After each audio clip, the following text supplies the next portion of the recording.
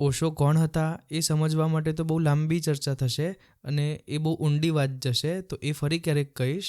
આજે હું કહીશ કે શા માટે ઓશો છે એ એમ કહેતા હતા કે ભગવાન નથી, ધેર ઇઝ નો ગોડ. તમે જન્મ્યા ત્યારે તમારા વ્યક્તિત્વ ઉપર એક લેબલ લગાવી દેવામાં આવ્યું હતું, જેમ કે હિન્દુ ઘરમાં જન્મ્યા હોય તો હિન્દુનું, મુસલમાન ઘરમાં જન્મ્યા હોય તો મુસ્લિમનું, યા જૈન ઘરમાં યા શીખ ઘરમાં જન્મ્યા હોય તો શીખનું. દરેક ધર્મમાં પોતાની કેટલીક માન્યતાઓ હોય, વાર્તાઓ હોય, કથાઓ હોય, પેગમ્બર, લડવૈયા, શૂરવીર, મસીહા, અને આ બધાની વાર્તાઓ આપણા જોડે હોય. અને આ બધાનું આપણને ઉપરથી જ આપણને બધું જ્ઞાન ખબર હોય. ઉદાહરણ તરીકે આપણા હિન્દુ ધર્મમાં દરેકને ખબર હોય કે રામ કોણ હતા, કૃષ્ણ કોણ હતા, શિવ કોણ હતા.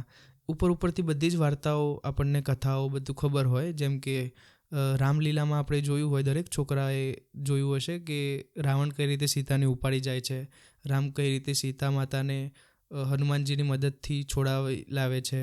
આ બધી વાર્તાઓ આપણને ખબર હોય છે. ભલે રામાયણ આપણે આખી વાંચી નથી હોતી, તો આપણને બધું જ ઉપરથી ખબર હોય છે, કારણ કે આપણે જન્મ્યા ત્યારથી સાંભળતા આવ્યા છીએ, પૂજતા આવ્યા છીએ, જોતા આવ્યા છીએ, માનતા આવ્યા છીએ. એક છોકરું નાનું હોય ત્યારે આ બધું એને આજુબાજુ જોવા મળતું હોય છે અને એ એના ઉપરથી જ જ્ઞાન હાસિલ કરે છે કે આવું આવું છે. લોકો શું કરે છે કે સવારમાં મંદિર જાય છે, પૂજે છે, આવું તેવું કરે છે અને પોતાના દિનચર્યામાં, કામમાં લાગી જાય છે. એ ભગવાન છે શું એ તો જે માને છે એમને પણ નથી ખબર. એવું ઓશોએ શોધ્યું હતું.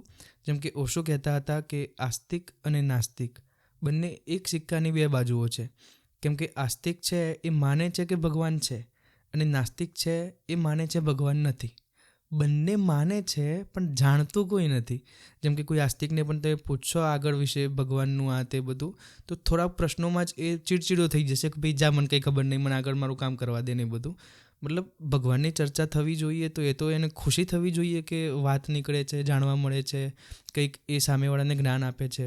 પણ જે માનવાવાળો જે લોકો છે એમની આગળ તમે ધર્મની જ ચર્ચા પણ કરશો તો એ લોકો દોડવા માંડશે તમારાથી દૂર. કેમ કે એમને પોતાને જ ખબર પડવા માંડશે કે એ આજ સુધી માનતા આવ્યા હતા, એ જાણ્યું કંઈ નહીં એમને. કારણ કે સનાતન ધર્મના મૂળમાં તમે જશો તો તમને ખબર પડશે ઘણી બધી વાતો જે આમ સામાન્ય નાગરિકને ખબર જ નથી. કોઈ સામાન્ય હિન્દુ છે એને આ બધી ખબર જ નથી. એ તો આજ સુધી માનતો આવ્યો હતો કે પરંપરાઓ, માન્યતાઓ, જે તહેવાર ઉજવે છે ને બધું એ હિન્દુ ધર્મમાં આવે. પણ વાસ્તવમાં અંદર જશે તો ખબર પડશે કે આ બધું સનાતન છે જ નહીં. આપણો જે ધર્મ છે એ વૈદિક ધર્મ કહેવાય છે. તો એમાં એ આગળ જાય ત્યારે એને ખબર પડે, પણ ત્યાં સુધી એને કોઈ જવા જ નથી દેતું. ઉપર કર્મકાંડમાં ના તે બધામાં પંડિતો એને રચાપચા રાખે છે. કેમ કે પંડિતોને થોડો સ્વાર્થ હોય કે થોડું પૈસા એમને દક્ષિણા મળતી હોય ને એ બધું. તો પંડિત તમને વાસ્તવિક જ્ઞાન આપવા જશે કે હું શરીર નથી ને આ તે બધું, તો તમે દક્ષિણા એટલી નહીં આપો તો એ પંડિત બિચારાઓને પણ ખબર નથી હોતી ઘણીવાર કે આમાં સનાતન કયું અને બાકીની જે પરંપરાઓ જે સમયની ધૂળ બનીને ચોંટી ગઈ છે ધર્મ ઉપર જ, એ ગઈ, એ ઘણીવાર એ વિવેકથી અલગ નથી કરી શકતા હોતા. તો સામાન્ય માણસ સુધી પણ એ ના આવી શકે. તો માન્યતાઓવાળી વસ્તુઓના લીધે થયું હતું શું કે ઘણા ટાઈમથી આપણને જ આપણા ધર્મના લોકો જ છેતરતા આવતા હોય. જેમ કે કોઈ પણ અંધવિશ્વાસ હોય એ ધર્મના નામે આપણને ચોંટાડી દેવામાં આવે, અને એક સામાન્ય માણસને જાણતો તો છે નહીં, તો એને ચૂપચાપ એ વસ્તુ માનવી પડે કે હા આવું હશે, આવું છે. હવે એ જાણતો હોય તો એ સામે બોલી શકે કે ના આવું નથી, તમે આનું સબૂત આપો, આનો કંઈ પુરાવો આપો, યા પછી આ વસ્તુ તો આપણા ધર્મમાં છે જ નહીં, તમે આ ક્યાંથી લાયા, આ વસ્તુ કહો. આ બધું કોઈ કહેતું નથી. આપણને બસ આંખો બંધ કરીને માની લેવાનું, મોઢું નીચું કરી દેવાનું, આવું જ શીખવાડવામાં આવ્યું છે.